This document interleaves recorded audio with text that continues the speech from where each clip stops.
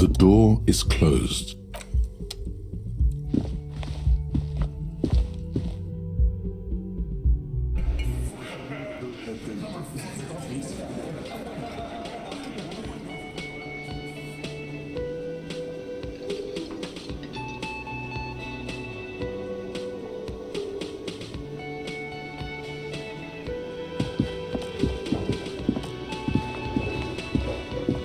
Morning. Looks like we can get to work at once. The union muscle turned up. They look rowdy. We should talk to them. A lot of things point to the dock workers union. The circumstances in Martinez, my preliminary information. Actually, that's not a lot of things. We should have dug up more yesterday. Still, we need to talk to them, and it won't be easy. I mean ungovernable. Martinez isn't exactly enthusiastic about the RCM being here. They prefer to be policed by the union.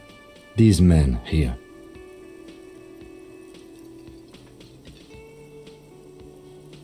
Men who drink beer for breakfast? There's talk of an armed wing of the union called the Hardy Boys, who are responsible for state policing. I think it's them. I completely forgot. Sorry, I had a rough night's sleep. It's them by the looks of it. Loud and nasty, just like the manager said.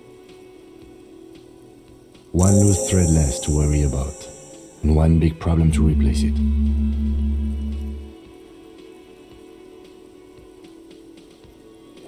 That would just escalate tensions. No captain would sign off on it. Solving one murder isn't worth a conflict between the RCM and the Debarders Union. In fact, even the death of 2 detectives might not warrant an all-out war, so let's keep a cool head, okay? One more thing before we do.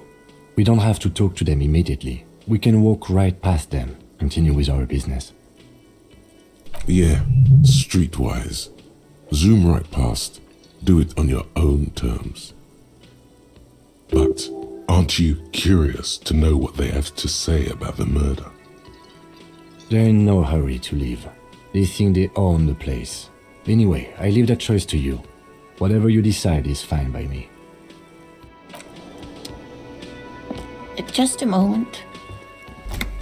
She's agitated, judging from the way she keeps pulling at the frayed edge of her blanket. And there's no public phones nearby? The closest phone booth is down the coast. Sorry for the inconvenience, ma'am. It's fine, I understand. Thank you anyway. Please don't trouble yourself about me, sweetie. I was just hoping to make a call, but the Whirling's phone line isn't working. The union office probably has a phone, but I can't really get there, or to the phone booth down the coast. And Gary's phone is dead too. The manager was vague about it. Why would he be vague about phone problems? This is something to look into later. Ask God, maybe. To let the young woman who's house-sitting for us know that we may be delayed. Morel, my husband, and our friend Gary were supposed to get back by Monday night, but they're still missing, and I haven't heard from them. I was also hoping she'd heard from Morel. A little missing persons puzzle might just be the thing to take your mind off the hangover. That's just it. This isn't like him at all. He always plans his expeditions so carefully. But you have more important things to worry about. More important than a missing expedition? I don't know. Expeditions often lead to something interesting. Just some field work, sweetie. Morel is a highly trained scientist. He and his assistant Gary are studying an extremely rare species of insect. But they should have returned by now. They were just going down the coast across the water lock to set a few traps. He said they'd be back on Monday. What could be keeping them? The water lock, that was broken. Could this be it?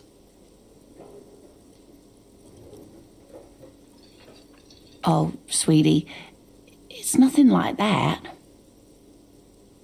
Gary's as loyal as they come. I trust him with my husband's life any day. Oh my, what happened to the water lock? Well, whatever the cause, I'm thankful. To both of you. You've spared me another sleepless night. You're welcome, ma'am. I hate to ask, but if your investigation takes you to the other side of the coast, please do keep an eye out for my husband. Yes, some left-field scientific research is exactly what you need right now. Funk up that vanilla murder investigation.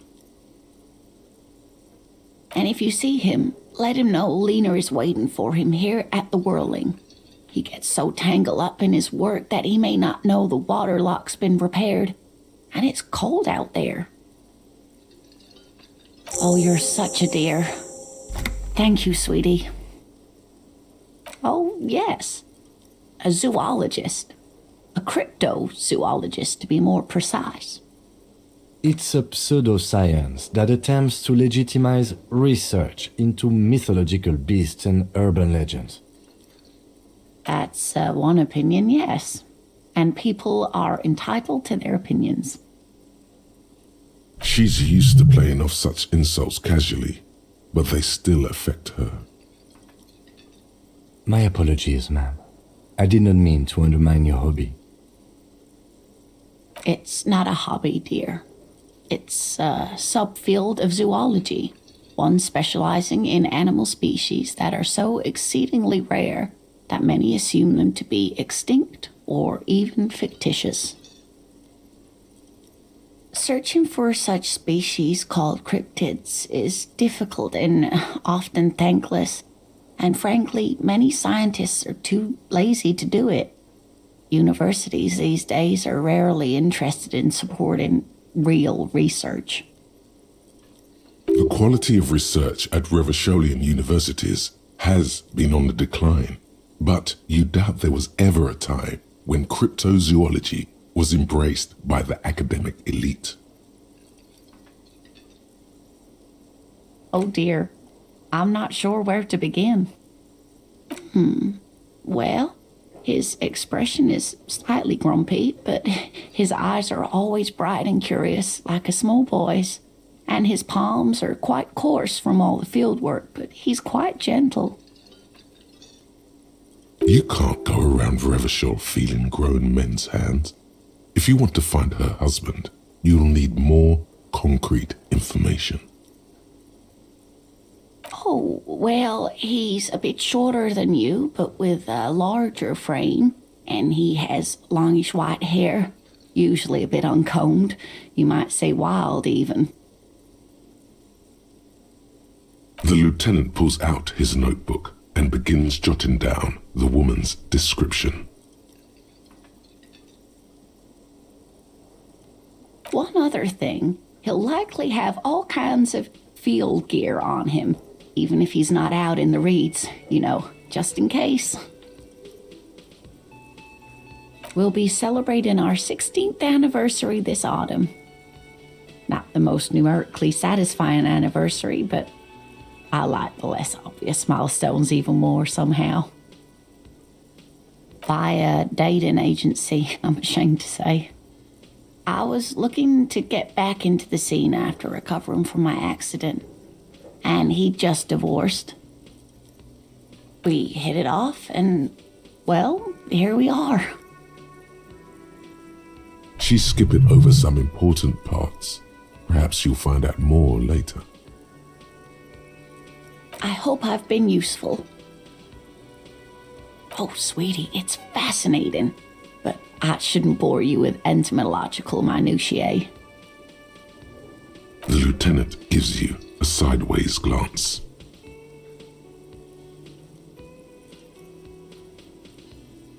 Well, it's a phasmid technically, but...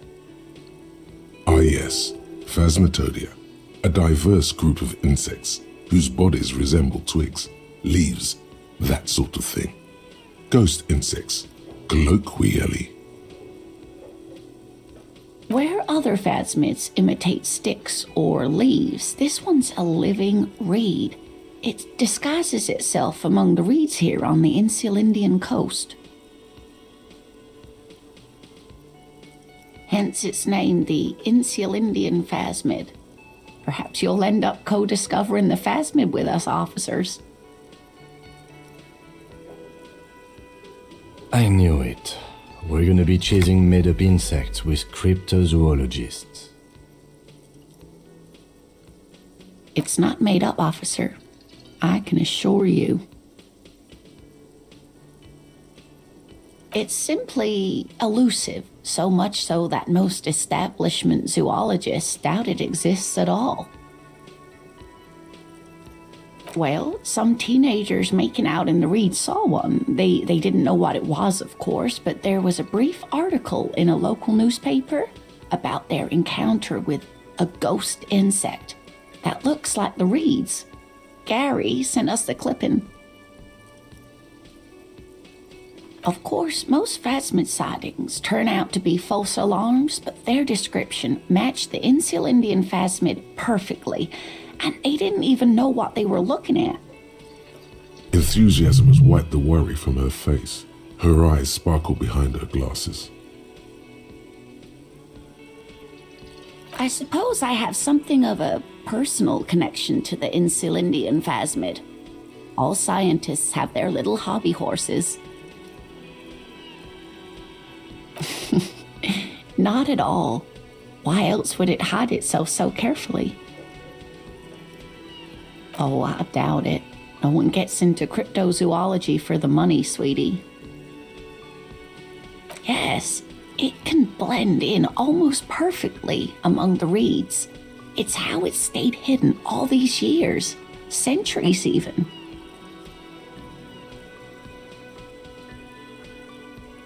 Oh dear, I'm afraid I'm not explaining this very well.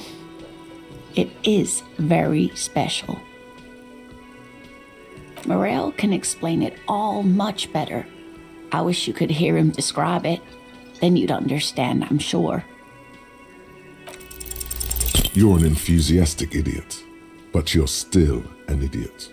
We don't have time for Cryptozoology 101. Let's get back to work, shall we?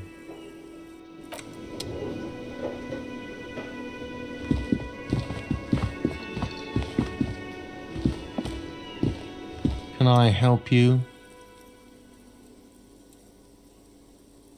Another thing. Great. I love those. What are you, a cook now? That's none of your business. You're not. You're a menace. Fine, okay. The kitchen is closed until 1 p.m. because the real cook is working. You can snoop around after that, if you must. Yes, and the phone company is taking its sweet time sending someone to fix it. Losers.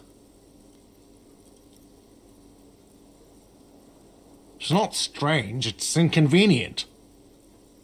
Who told you that?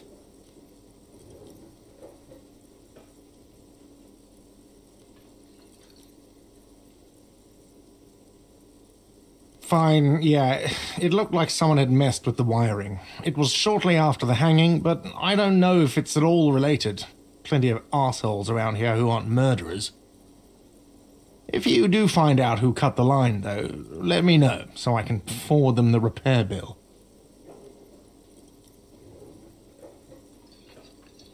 Yes?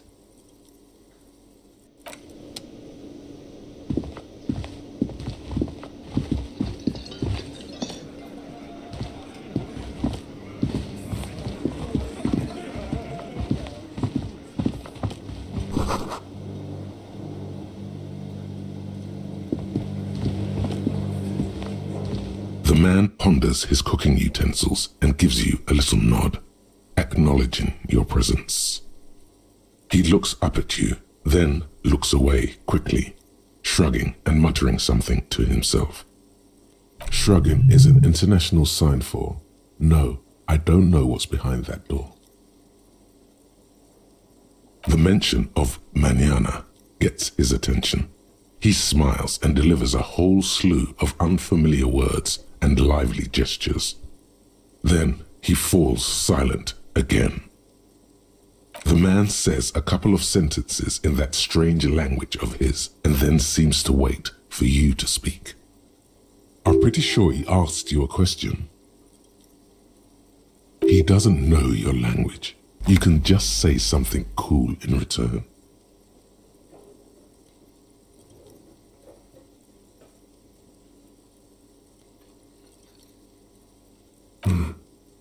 Boars need more vodka? Okay, so it's vodka that keeps the men happy and in good spirits.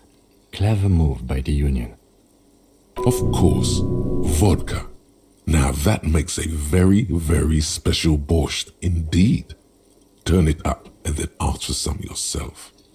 Turning it up seems like a dangerous idea, honestly. The place is a powder keg. He smiles, nodding vigorously, then pours half a bottle of vodka into the pot. With a whistle, he stirs the brew. He smiles and nods enthusiastically, and, chattering away in his language, ladles some brew into a small thermal cup, then hands it to you.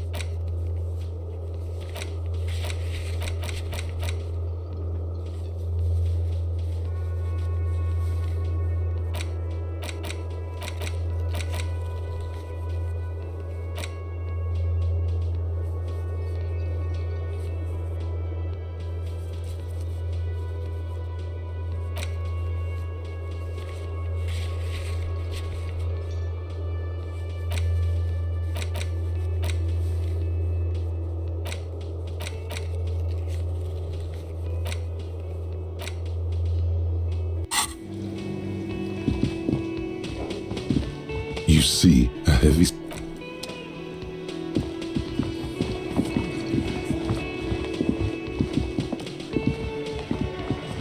Let me handle this. Detective disorientated. Are you still wondering where you are? This is Martinez, in case you've forgotten.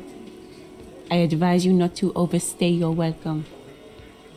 Her entire character has shifted. This young woman is cold as ice.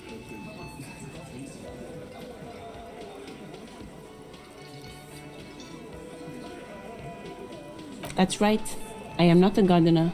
I'm a legal counselor for the Dock Workers Union. So let's get to it. You're looking for Titus Hardy? You think he has information that will help you? Maybe he does. That's Titus. Talk to him, but know this. I'll be keeping an eye on you. No strong arming, nothing official. The District of Martinez does not recognize your authority to make arrests. It doesn't matter if you recognize our authority. We will make an arrest if we have to. She says nothing. Her glare speaks for her. Could this be the Miss Beaufort that Easy Leo mentioned? The one Mr. Everard sent to law school? Like I already told you, I'm a legal counselor. Do you have hearing problems? I suggest not wasting time on trivial pleasantries and focusing on why you are actually here. Titus Hardy. Even though she has excellent control over herself, something moved behind her eyes, in the way she stands, in her face. You are not here to chat up the legal counsel. You are here to question these men. What you want is of no significance, officer.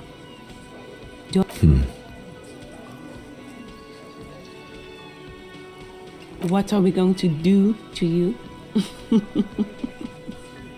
The Union isn't going to do anything to you. It is not a crime syndicate. It is a... Goddamn right it is. If anything, it is the RCM who do things to people. But we digress. Aggressive? You make your living enforcing violence. These people are just dock workers. Just dock workers? Do dock workers spy on the police? We let you off easy, miss. Don't think it will happen again. Listen, you moral intern lackeys. You're a mob, enforcing the unlawful privatization of Revachol. 20 fat men in the Occident are stealing it all, and you're their bodyguards. Fuck yeah. So ask what you came to ask, or get back to your commanders. No one is emotional here. Do your job. Ask your questions, then leave. What's this? We're getting reports of normal, reasonable, temperate political opinions somewhere in Martinez.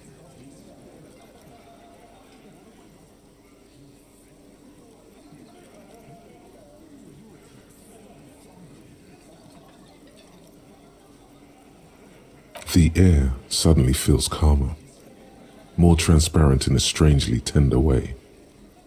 Perhaps it's the hangover. Perhaps it's a temporary surge of serotonin. But something tells you it's time to become a citizen of the Kingdom of Conscience. It is not a place. It is a moment in time that can only arise in the right circumstances. In all of human history, it's only been achieved a handful of times. Incrementally. History's greatest catastrophes have been brought about by people trying to make the world a better place too quickly. That's the genius of Dolores Day. She recognized that progress is meaningless if its gains are lost because of instability. Real, lasting change can only come about gradually, increment by increment. Tisk tisk, just because you live in the present doesn't mean you have the right to place your needs above the needs of the future. You may never live to see the Kingdom of Conscience. Your children may not. Even your grandchildren might not. But that's no excuse not to keep working. What rationality? What sang-froid?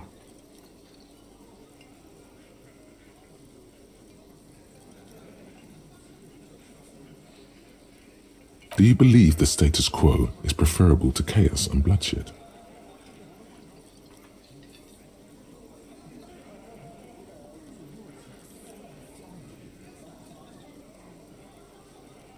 Then you've never lived through real chaos.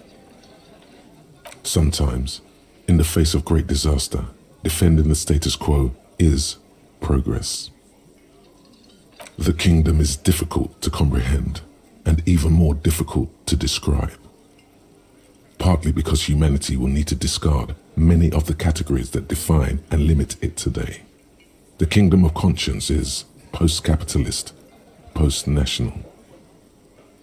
It's also post-industrial, post-ideological, and even post-sexual.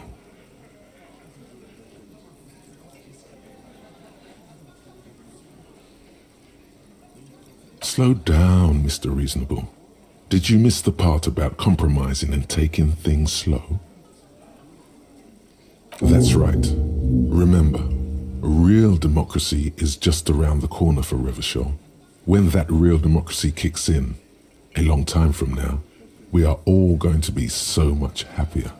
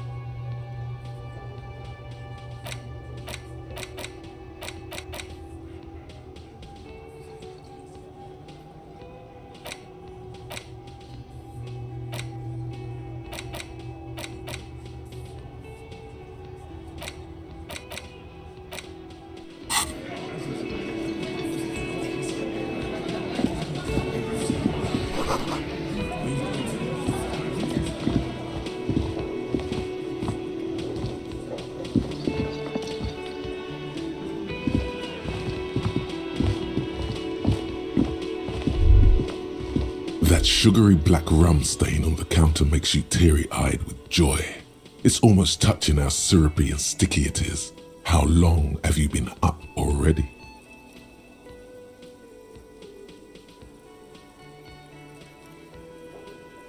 Sweet Lord, a whole hour.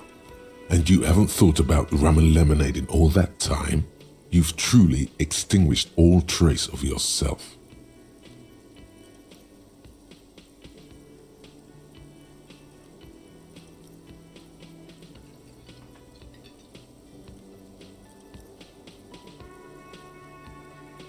Maybe you haven't turned out well for your drinking. Have you thought about that? Get a goddamn rum and lemonade to yourself, boy. Or better yet, lick that stain off the counter. Calmly, the lieutenant looks out of the window, then to you, licking the tasty rum stain off the counter, then out of the window again. What are you doing?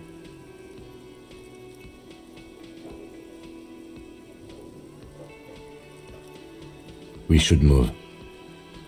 You could definitely go for some more. The titillating scent of alcohol in your nostrils was beautiful.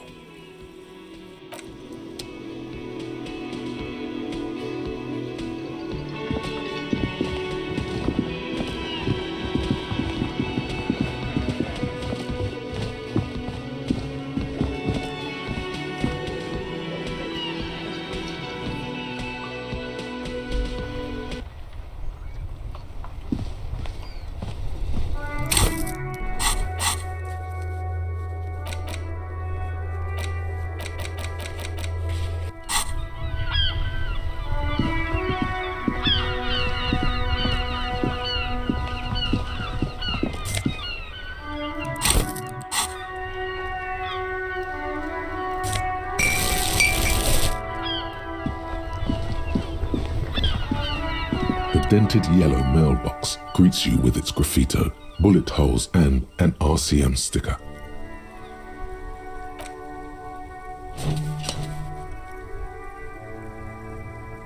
The box seems happy.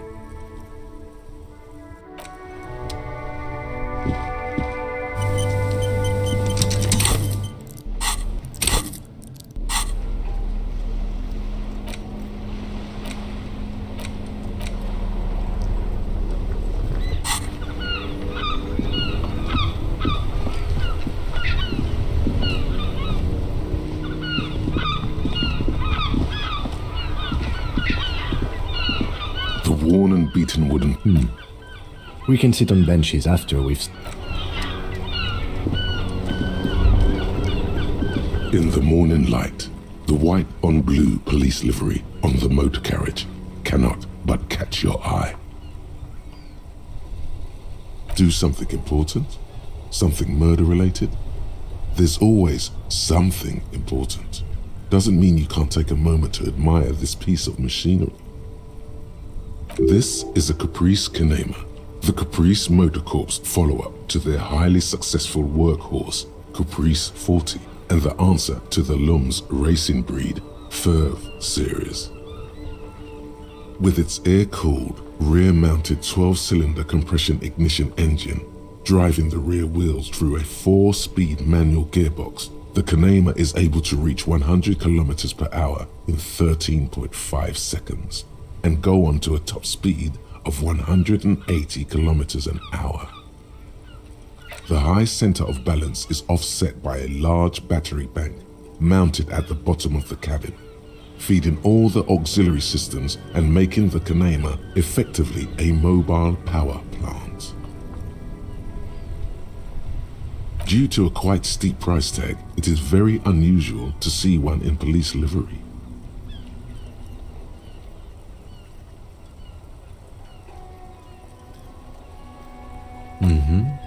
You want to take a closer look? 130. I reckon that's a 7-liter V12 there. Man, that's got to be a major advancement over the KR18GU engine on the old Caprice 40. 7.2. Supercharged.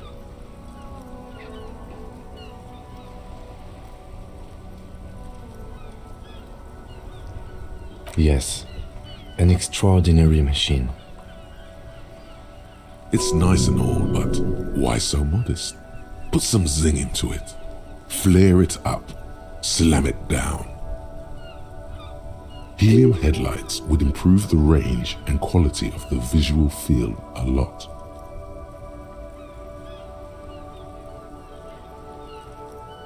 Actually, I have a pair at home. Just haven't gotten around to fitting them yet. I need to lay some wiring for the ballast first. Maybe. Yes, definitely maybe. And means no.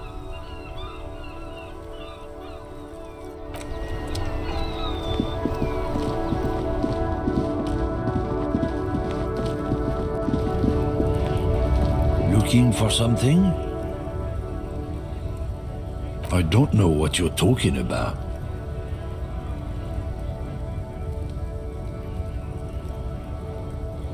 Listen up, fuckwits. You don't scare me. You cops don't run Evashel West. You don't run Martinez. You don't run anything. No, he means La Puta Madre. A legendary, and not in a good way, crime boss from Jamrock controls what is probably the most powerful organized crime outfit in Revachol West. Yeah, him.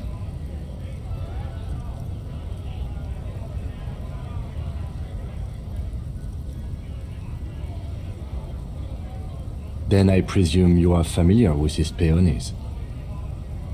Yeah, they're his little bitches. He's got them all over the unions. Not just the unions. He has peonies everywhere. Some say he even has them in the RCM. Dirty fucking peonies who'd do anything for him. Multi-ethnic drug addicts. The lieutenant adopts a rodentine quality. Be cool, sire. He's getting into this.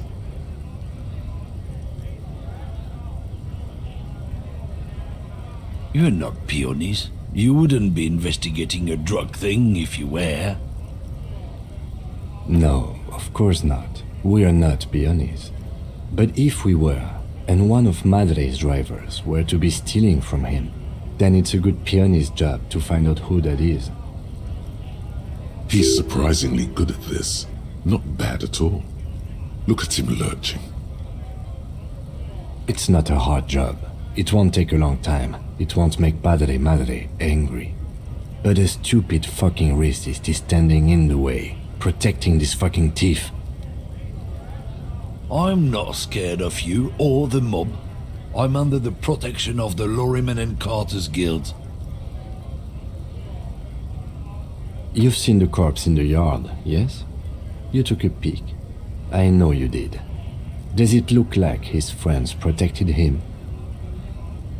Nah, you wouldn't just leave him out there if you... The lieutenant turns and gives you a barely perceptible nod. Be careful. This man's still got some fight in him, by the looks of it. It won't be easy to break him. The main thing is to not overdo it, even when you're trying to scare someone. The most important thing is, how does it look on your resume? And, of course, what social sensibilities you're bringing to the table. Remain sensitive. People are watching.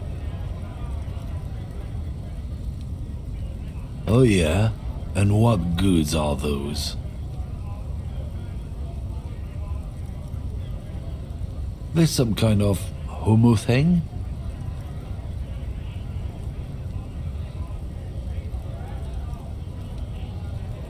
Okay, that's enough, detective.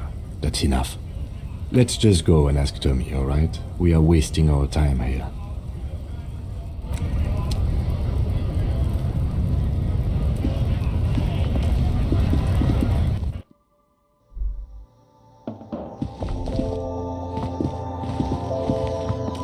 The tear machine stands in the corner. A sign says, 1 bottle equals 10 cents. Your bottles clunk into the machine, and the money appears with a satisfying jingle. You're a richer man now.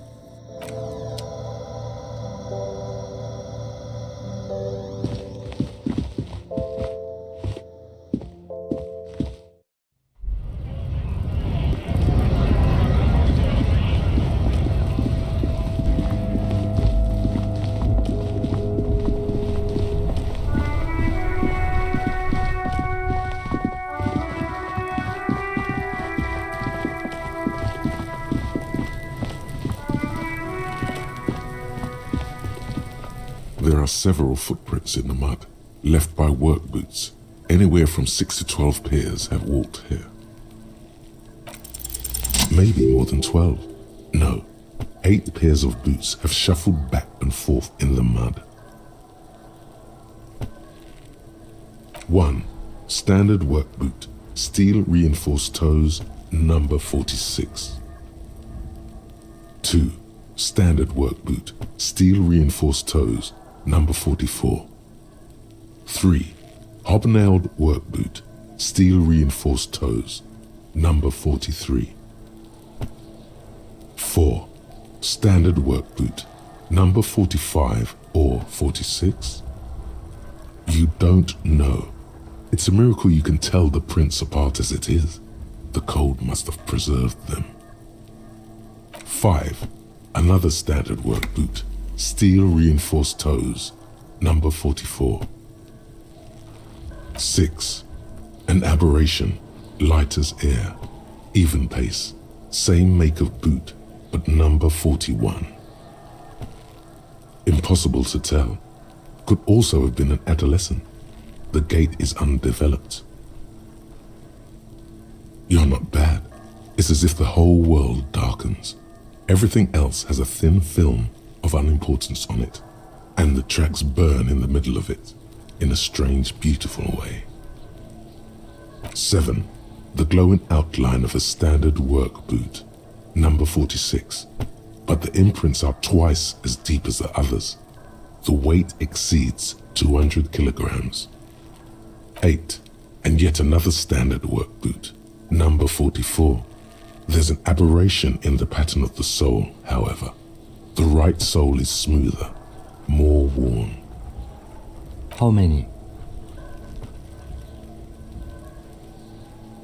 I was pretty off then. I counted 20.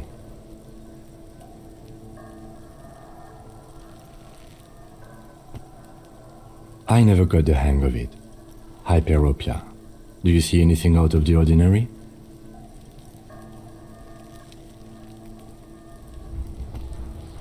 A woman or a kid?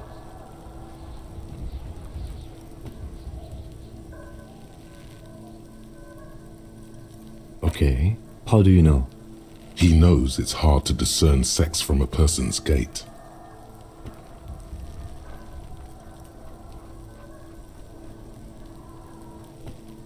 That's okay, go on. 200? Could it be the combined weight of two people, one carrying the other who's tied up? Let's say a heavily built worker carrying a similarly built, soon-to-be-dead man. He might be right. 200 kilograms of living weight is unlikely.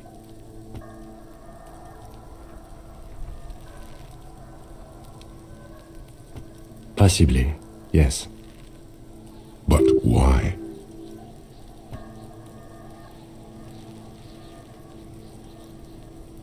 Yes, they could have used a makeshift stretcher or just march him up to the gallows.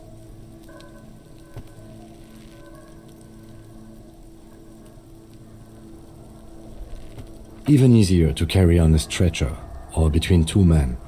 Anyway, it's for future consideration. What else can you see? Interesting. Let's name it the Old Soul. Someone operating a workbench with a pedal? Like a joiner at the harbor. Or maybe a drummer?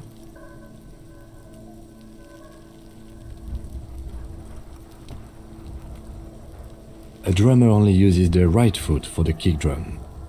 You're right, it's stupid. Perhaps it could be a driver. A driver would wear out their right shoe before the left. The accelerator is on the right.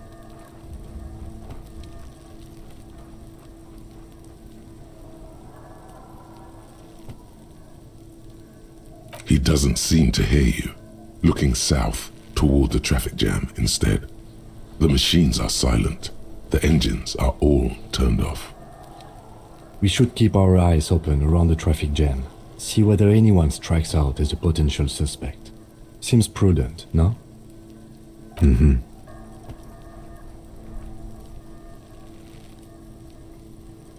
A week, maybe? 7 days would fit the time frame provided to us by the caller, who reported the hanging. It is not impossible. I pulled last week's forecast for coastal Havashol. 7 days below freezing. The day before, the day of his hanging, was the last warm day. Correct again. Sub-zero temperatures would preserve the tracks in a good state. The commotion here could have taken place a week ago. What do I think? A mob of people brought something heavy to the tree. One of them was carrying the victim. They shuffled around, especially under the tree. Then, after hoisting him up, they stood in a semicircle facing his direction. At first glance, this appears to be a lynching. Indeed, they all stood in a row here and looked at the tree. Yes, everything fits so well.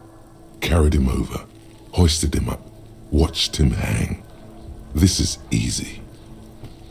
The lieutenant's eyes narrow. He's thinking to himself. Either way. What else?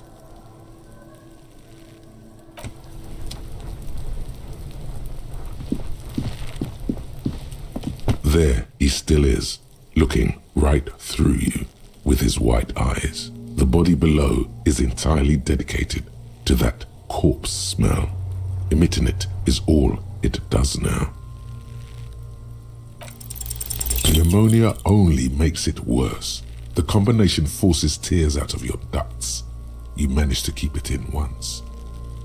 The second time, not so much. When the vomiting is done, your cheeks are wet with tears.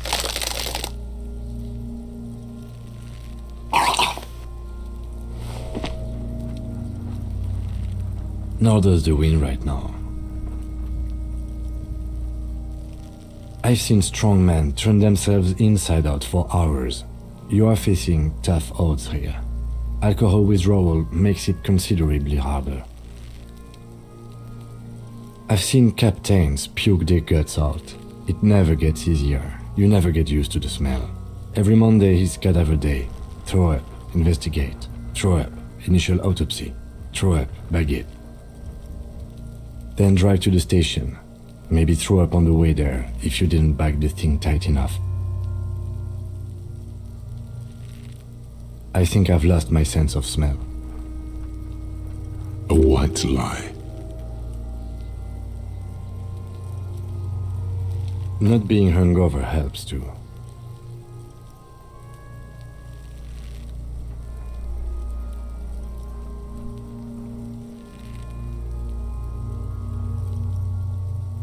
No. This is a two-man assignment because it needs 2 officers to complete. I need your help. You need to get your shit together. We should go talk to the locals. Find something else to do while the wind changes. It's pretty bad right now. Give it half an hour. Get yourself together. Then come back and have another go.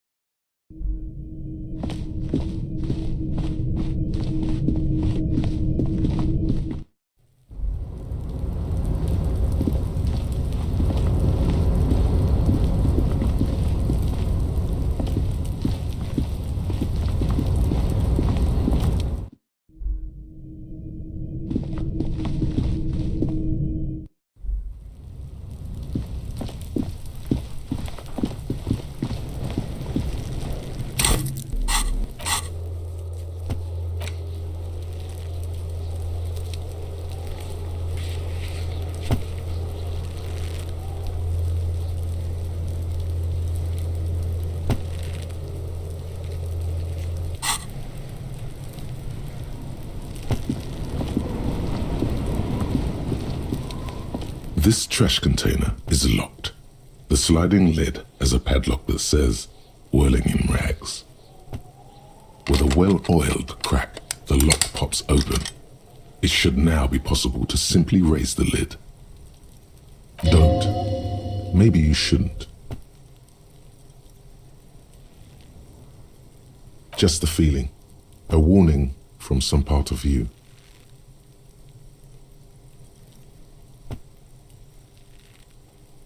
The smell of rotten food rises to greet you. You see soggy cartons, dirty rags, and organic waste. We're just in time. This hasn't been emptied for over a week.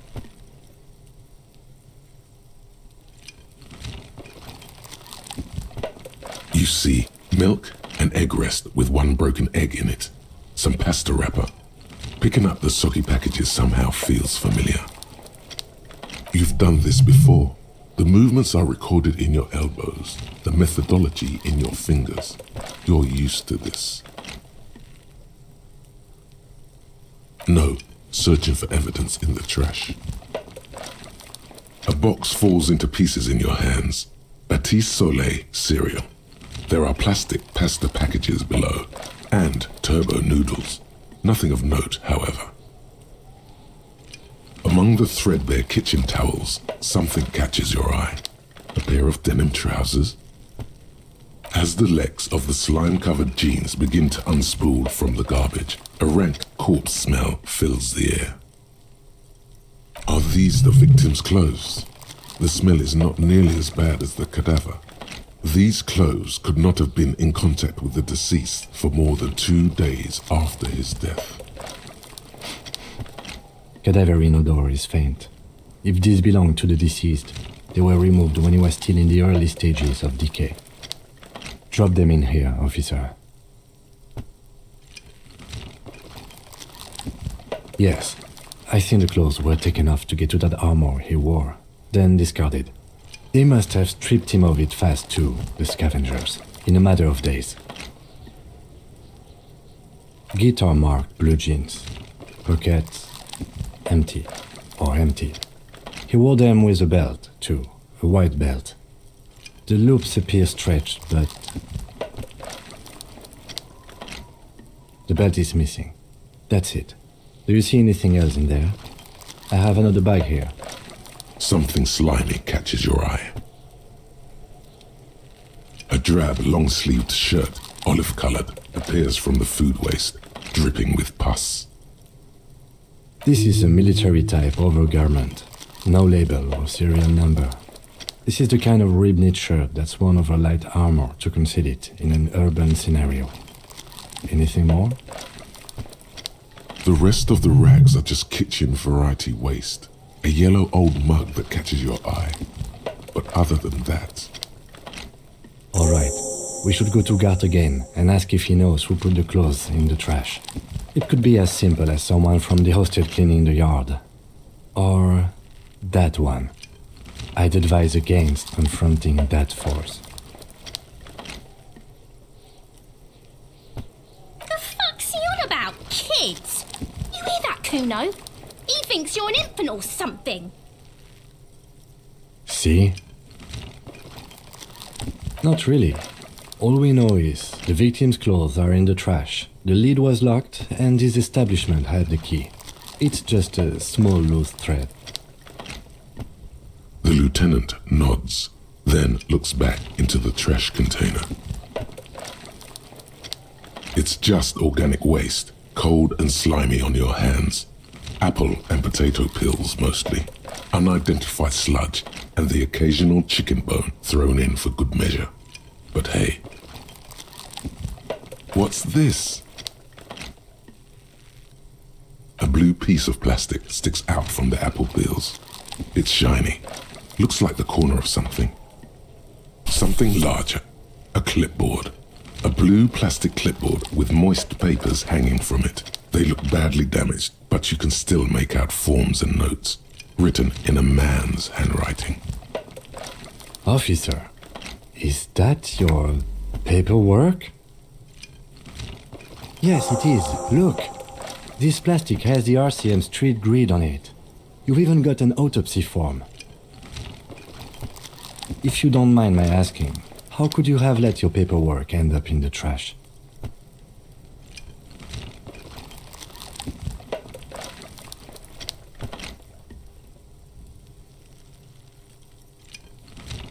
Well, lucky we found it. You should take stock of what remains, just to be sure some has not made it into the hands of the RCM's adversaries. Organized crime and the like. There might have been police secrets in your notes.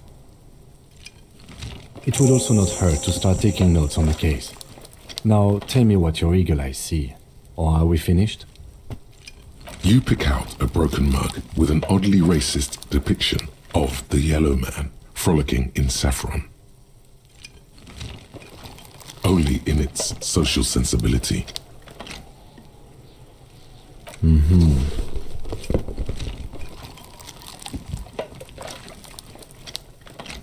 The container sounds a muffled gong.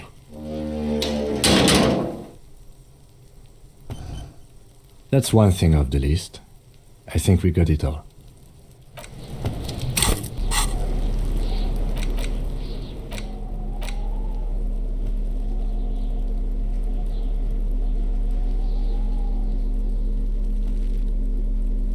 It's the ledger you found in the trash. A pitiful cabbage of white and yellow papers hanging from plastic board, barely held together by a metal clip. This sad display is made complete by the faint smell of urinal cleaner. There's a piece of toilet paper, or is it cleaning tissue? No, it's toilet paper. desperately sticking to the back of the blue plastic clipboard. It's a metaphor for you. Thank you, waterlogged ledger, for spelling it out for us. It's just toilet paper sticking to the back of the plastic clipboard. You can take it off if you want.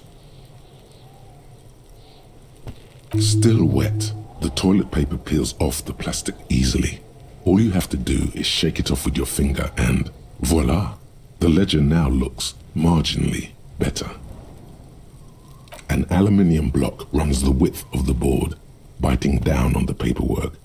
Its crocodile teeth are the only thing keeping the papers together. A regular pencil, the tip worn down to nothing, has been attached to the clip. The surface is interrupted by a silvery sticker. It's rectangular, sparkling with iridescence.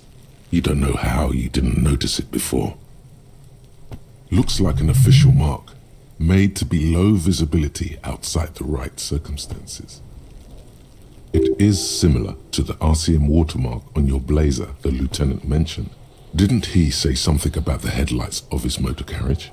That you can read these there? What? Yes, halogen watermark used for adding information to RCM property.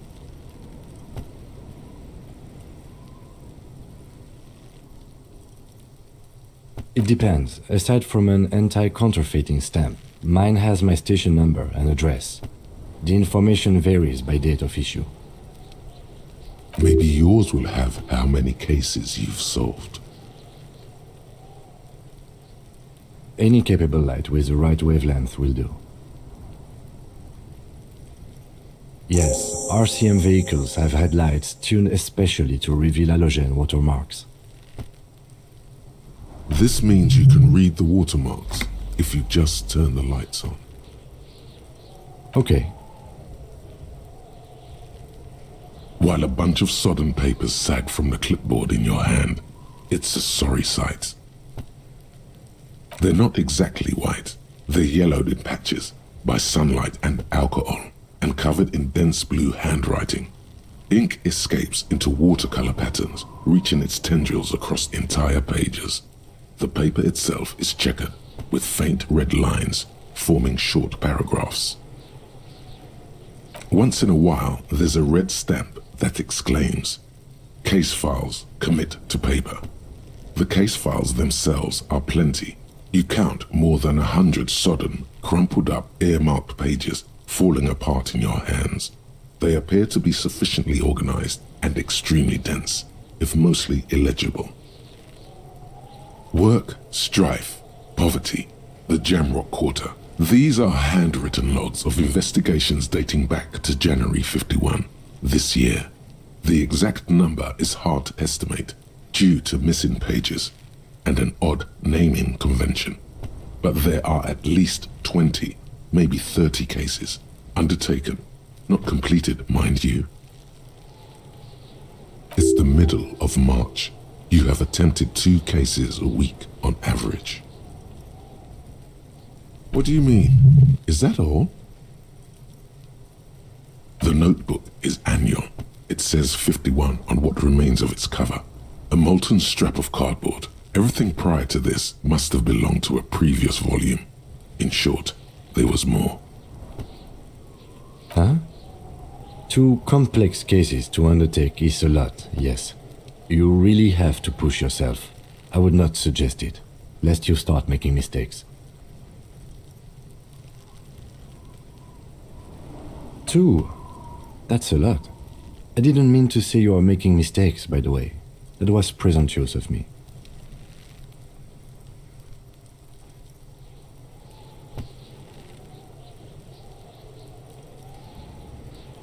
It's okay. We all make mistakes. Like a fan of gills, the checkered papers dry in your hand. The handwriting is extremely dense, if mostly illegible. Yes, it appears you employ a, shall we say, robust yet literary system. Each investigation has its case number written on the margins. Yet, still more tellingly, most are accompanied by a name. A title, one might say even. one that draws inspiration from snoop fiction and vespertine cop show staples. Yes, all caps. One is called The Next World Mural, another The Square Bullet Hole Murders, another yet The Unsolvable Case. Others appear more light-hearted. The guys on a couch in an unexpected location, and The Murder at the Hookah Parlor. Even the rare article-free Collapsing Tenement. Murder features prominently throughout. It's going to take an effort to piece these case files together, but it can be done. Once you're done inspecting them up close. You mean the alphanumeric? Officer, precinct, time of arrival at the scene?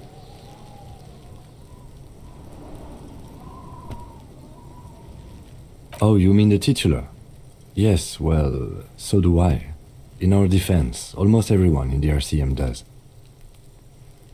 It's a holdover from the early days of the RCM, right after the revolution, when the organization had little idea how to do things.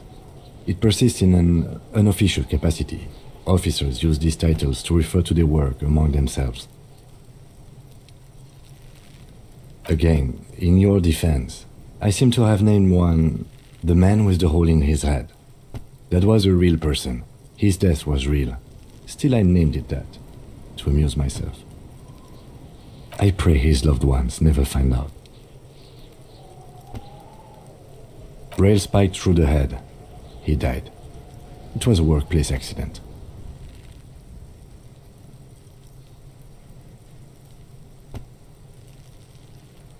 There is, for precisely one more. 15 pages near the end remain untouched by the damage. The checkered grid forms a structure of passages, breaking the case into subtasks to accomplish. Once all the tasks are accomplished, the case is complete. The tasks you've completed flow out of the kind green ape pen in a brash freehand similar to the rest of the letters. The wording comes easily. It's almost robotically simple, a language developed for mental rigor and simplicity. Inspect the victim's body. Interview the cafeteria manager. It's not exactly poetry, but poetry would be out of place. A satisfying slash sounds across the paper. You're done, it seems to say. And you, and you. Things to be done and things already done. The composition of reality. This is an extremely useful tool for a detective of the citizens' militia. Now all that remains is to name the case. No, actually. Any ideas?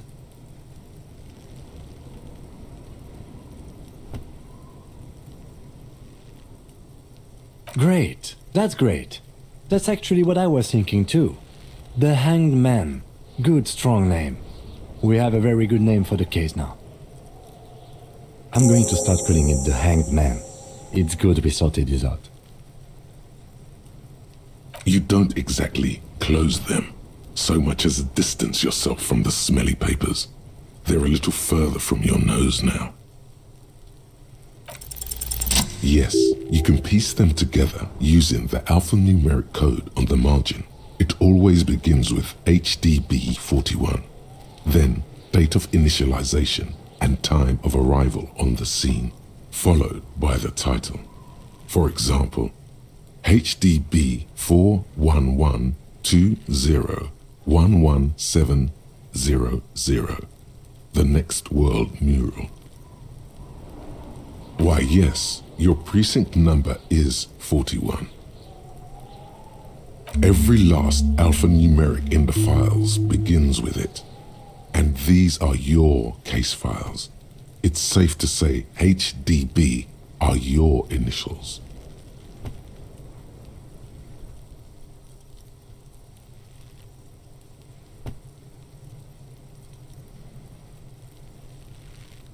That is improbable. It takes about half an hour to piece one together, using the system you've devised. Where do you want to start?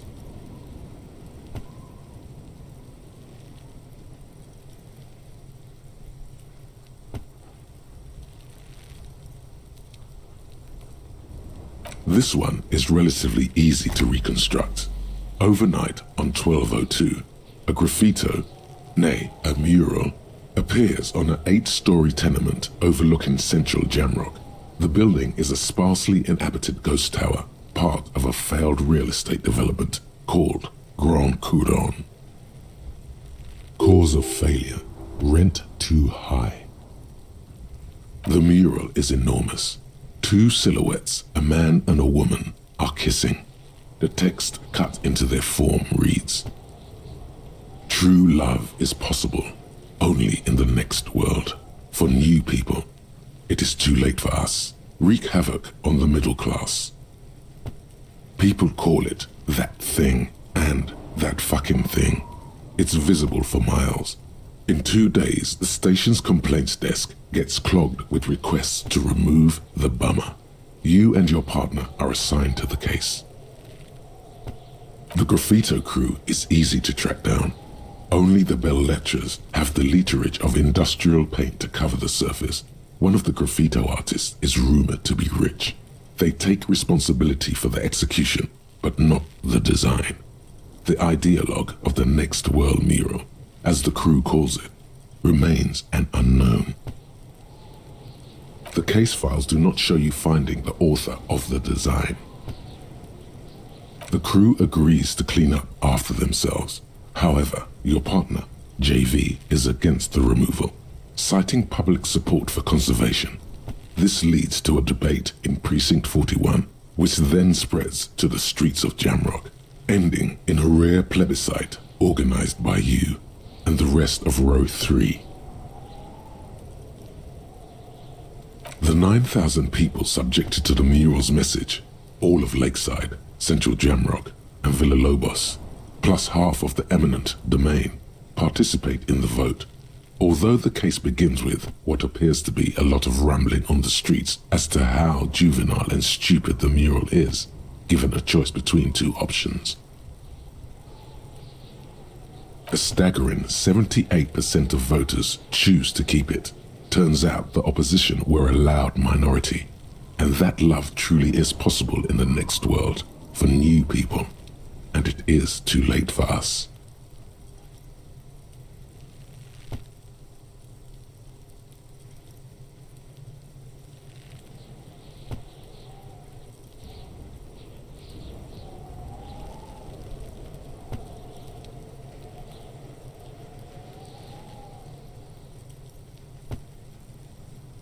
Did anyone ask you what you believe in, man with the smelly toilet ledger? What do you want to tackle next? Or are we done?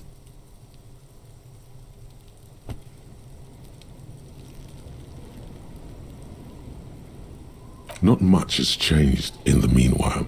A bunch of sodden papers still sags from the clipboard. In the back, you see thin, translucent copier paper.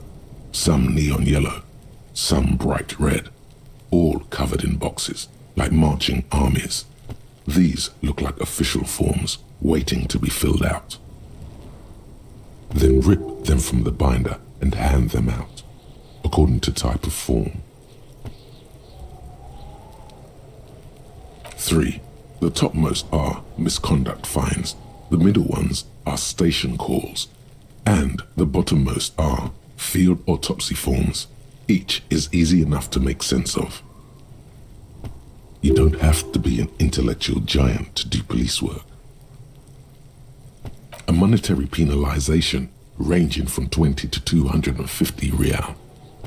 Severe cases allow for 1,000 real, but that requires special paperwork. The details of issuing these fines are spread out over the rest of the fields. But they appear pleasantly vague. These are quite sinister in tone. They give a date and time for the person to appear at the specified precinct police station. Below the call are the criminal charges you risk by not appearing. All in a print so small it could be considered downright cute. A dozen pages of thin copy paper, bright red in color. You see the parameters of a deceased human form waiting to be filled in. Age, sex, condition of internal organs. Yes, all that remains now is to fill those forms and hand them to people. Fines for wrongdoers, interview requests for bad guys, and field autopsies to dead guys. The rest of the stinking cellulose is much worse for wear. Being sandwiched between the board and the rest of the paperwork must have spared the fragile copier paper. It's made of dark blue plastic, hard enough to beat someone to submission with. The edges are rounded, however. The U4 size board feels thick and heavy in your hand. Light shimmers on its wet surface. On the back you see the embossed letters, RCM. Something rattles inside, ever so lightly. Is there a hidden compartment? And something small inside, light, made of paper or cardboard, or dried flowers perhaps. Permeables. It's not hidden per se. The compartment is made for permeable materials that would get damaged if something happened to it. The plastic shimmers like lapis lazuli, but it is not see-through. You cannot see to its center. With your hands, U4-sized pages hang from the clip screwed to the top of the board. The two sides of the board appear slightly misaligned, like a drawer that's come off its slides. If you bend the plastic on your knee slowly, the slides snap back into place. It should be possible to just, Without resistance or sound, the two panels move against each other. The compartment is now open. 2 ticket stubs and a handmade postcard. 2 octopuses are smiling, reaching their tentacles toward each other in the colored pencil drawings. The tickets permit access to the zoo in Revachol East. The aquarium costs extra. These let you go there too. Thin wax paper has been glued to a piece of cardboard. Sounds like leaves rustling when you pick it up. You see violet flowers, floral patterns, patches of glue. It smells of chewing gum, apricot flavored. Exactly like the gum wrapper you found, the same brand of chewing gum.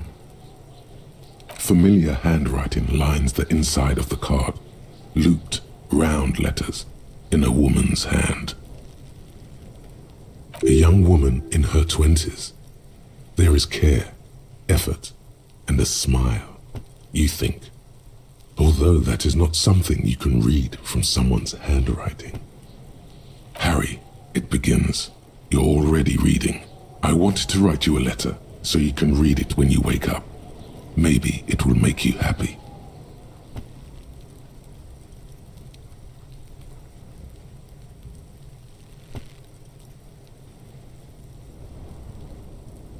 Throw it away, please.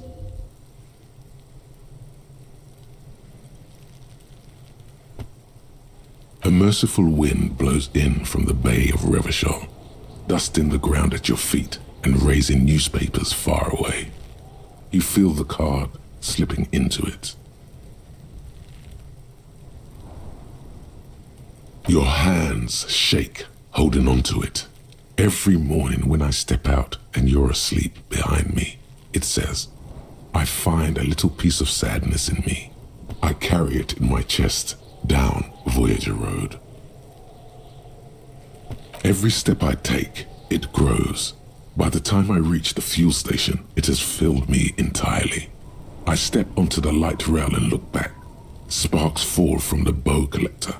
I know it will be like this until late afternoon, when I get off the 42 and walk back to you. You. Every step I take will get lighter. It almost makes me run. Sometimes I do. I can't believe I met you. I can't believe the happiness I feel with you. You have a vast, vast soul, and I will always, always, always come back to it. Kisses, kisses, kisses.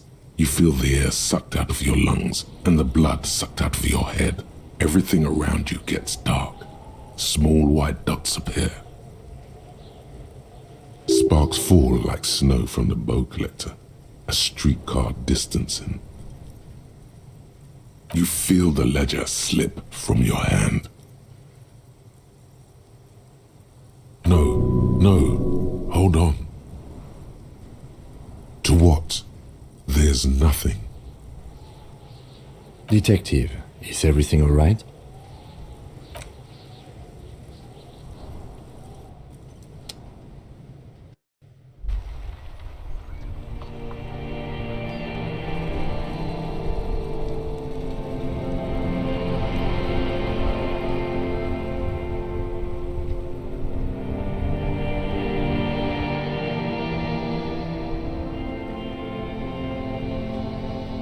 There is nothing. Again.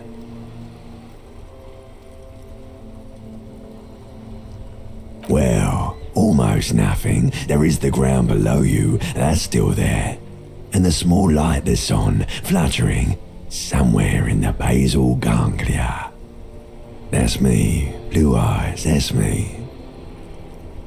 Who was what? He speaks of the sickening longing, the unwell emotion.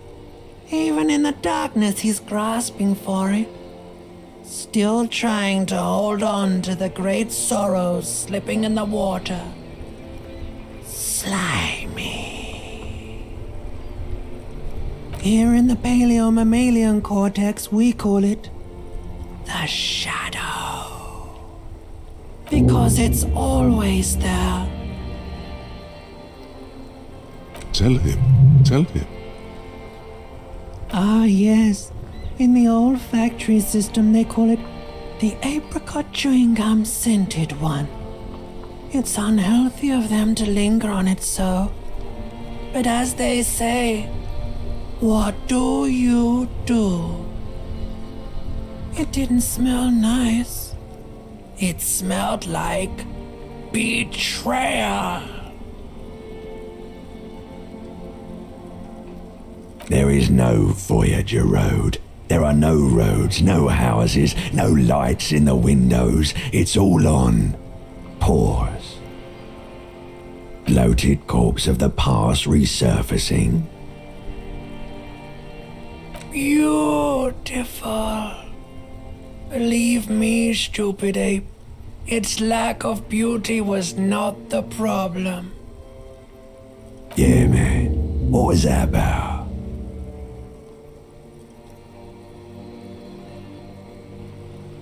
Yeah, man. What was that about? You think they would let you? Until you disintegrate into biomolecules? No. Someone is breathing on your face now, inspecting your pupils, stupid idiot. Oh, but you are. They're pouring something on you. Something in you. It's delicious. Glowing lights on a dashboard emerge out of nothingness. The upholstered cabin of Lieutenant Kitsuragi's motor carriage, seated in the driver's basket. The air is thick with leatherworks and heavy fuel oil.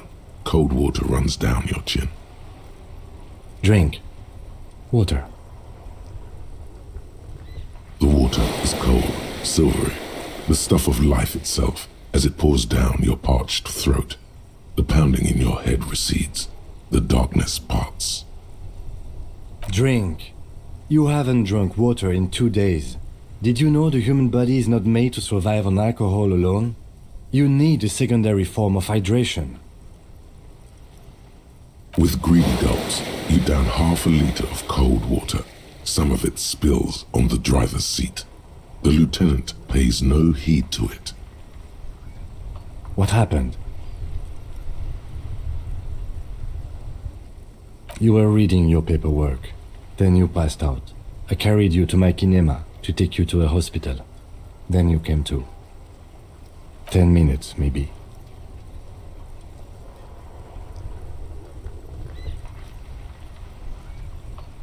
That does sometimes happen. He replies with such understanding, it's as if the burnt-out ruins of the past were an occupational hazard. Athlete's foot for cops. You dropped these. Are you okay to proceed? Good.